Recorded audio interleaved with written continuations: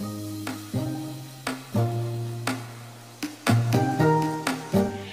everyone, কি খবৰ আপোনালোকৰ? আশা কৰিছো আপোনালোক সকলো ভালে আছে আৰু আমাৰো বৰ্তমান ভালে।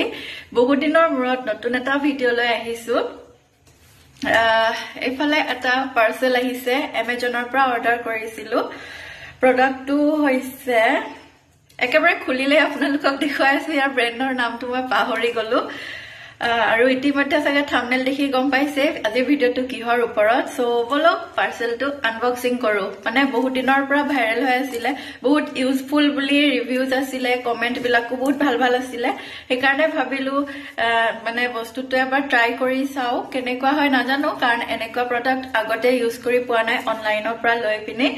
তপা বলক আনবক্সিং কৰি আপোনালোকৰ লগত শ্বেয়াৰ কৰো কেনেকুৱা।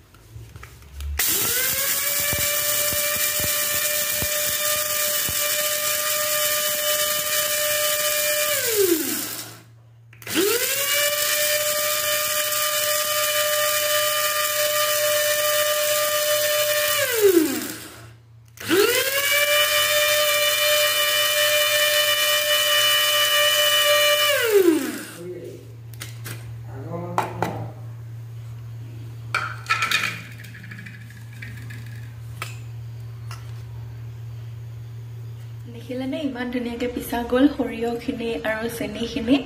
শুকান বস্তু পিছিবৰ কাৰণে পাৰফেক্ট হয় এইটো।